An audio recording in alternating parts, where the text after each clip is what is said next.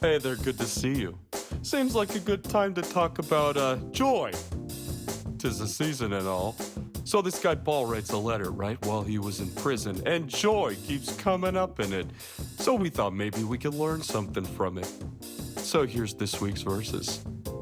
Philippians 1, 3 through 6. Every time I think of you, I give thanks to my God. Whenever I pray, I make my requests for all of you with joy. For you have been my partners in spreading the good news about Christ from the time you first heard it until now. And I am certain that God, who began the good work within you, will continue his work until it's finally finished on the day when Christ Jesus returns. Clap along if you feel like that's what you want to do. Look at us, all together. We got the brand new 8th graders. Look at you, a year older. Some of you have beards now. It's cool.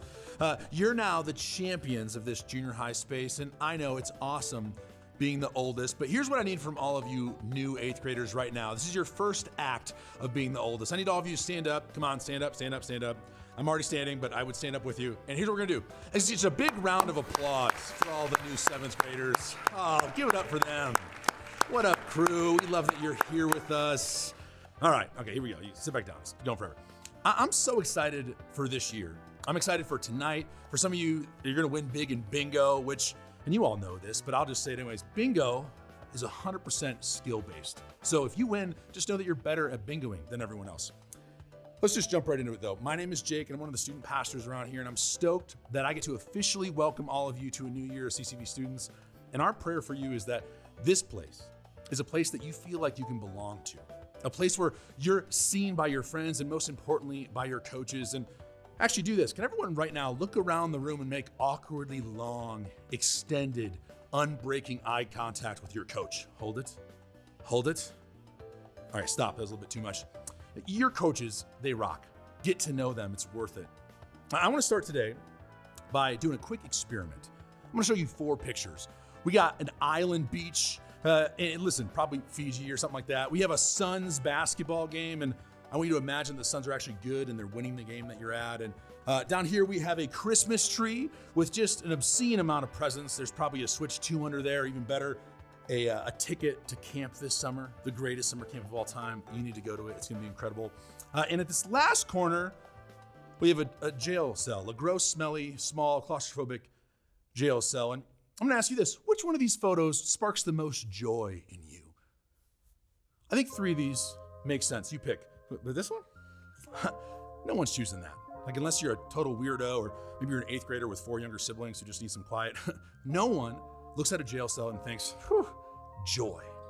Well, we're starting a 4-week series through the book of Philippians. And the book of Philippians is known as the New Testament letter about joy. Joy, or words like it, show up over and over and over again in this book. But here's the weird part. Paul, the author of this letter, he wrote this letter in jail. Like, you remember the photo I showed you that none of you picked? That type of jail. The most famous letter about joy in the Bible was written in a jail cell. And that, to be honest, messed with me.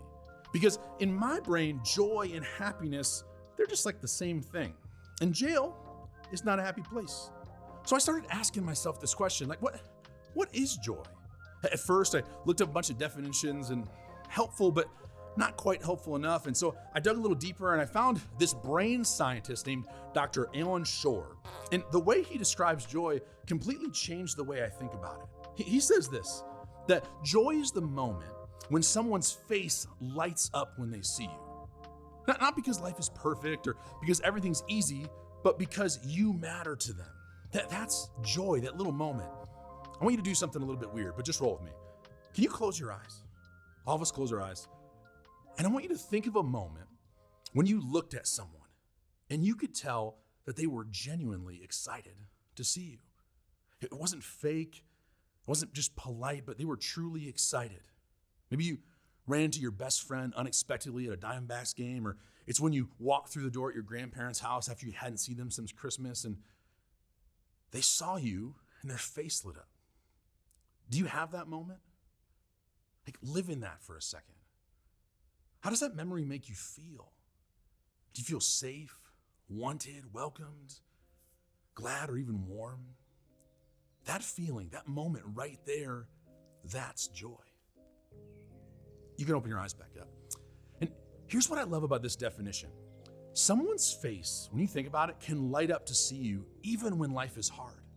And that's why joy is so much bigger than just simple happiness. You can have joy at a funeral or in a breakup, in loss, in chaos. Joy isn't just what's happening to you or where you are.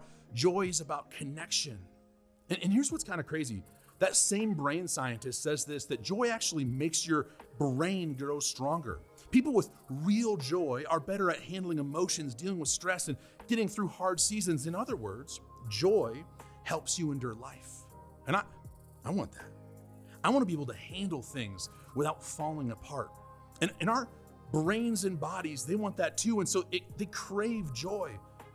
The problem is, we don't often look for joy in the right places. Most of us try to fill our life with these pseudo joys, which is just a fancy word for things that feel like they should bring us joy, like our phone or climbing the social ladder or the boy of our dreams or tickets to watch the real version of that fake band Huntrix from whatever movie that was, or a brand new pair of J's. And listen, those things aren't bad. They just don't last.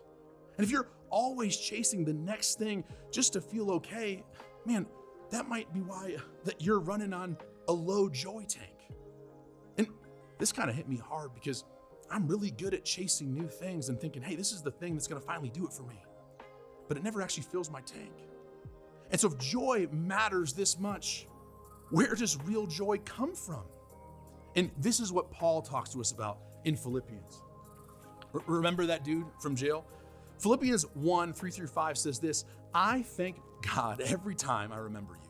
In all of my prayers for all of you, I always pray with joy because of your partnership in the gospel from the first day until now. And here's what's wild to me. Remember, Paul is in jail and he says he's praying with joy. Well, why? Because he thinks about the people he's connected to. And when he thinks about those people, his joy grows. Paul realizes that it's not coming from his situation. Joy comes from his community. Real joy grows within community, not perfect community or drama-free community, but real, like honest community. And now for some of you, that idea of joy coming from community, it sounds amazing. I mean, you got friends and parents and coaches or teachers who look at you and make you feel seen. When you walk into a room, you can tell that their face lights up to see you, and that fills up your joy tank. But I also know that that's not everyone's story. Some of you haven't really experienced that. And if that's you, I want you to hear this next part. In the book of Numbers, which is earlier in the Bible in the Old Testament, God tells Moses, one of the OGs of the Bible, he wants his people to be blessed. And what's wild is this picture that God uses. God says that when he looks at his people with kindness, that God's face, it shines when he sees them. That God turns towards them, not away from them. Remember like earlier that weird science thing I said? The one that says joy is when someone's face lights up to see you. This is crazy. God's been doing that since the beginning. When he looks at you, the God of the universe is genuinely excited to see you. Not because you're perfect, not because you got it figured out, not because of any of those things, just because he loves you. Even when you mess up, even when you feel broken, God's face lights up when he sees you. See, here's what I think is crazy. It doesn't matter if you have the best community right now or the worst. When you know you're fully loved by God, you don't have to count on these other people to fill your joy tank. But when God looks at you, his face lights up. Let that fill your joy tank. Real joy, not fake, fleeting, pseudo joy stuff, starts with God. And when you realize that God cares about you, you can have a full joy tank. And with a full joy tank, guess what? You can now be someone who brings joy to the people in your community. And today, here's what I have for you. What if you just looked for joy in the right places? Not in the things that kind of float away, but in the relationship with Jesus and the people closest to you. Joy, it isn't just happiness. It's found in the truth of knowing Jesus, in the community of Christ-centered people you surround yourself with. Let's be people, students that chase real joy.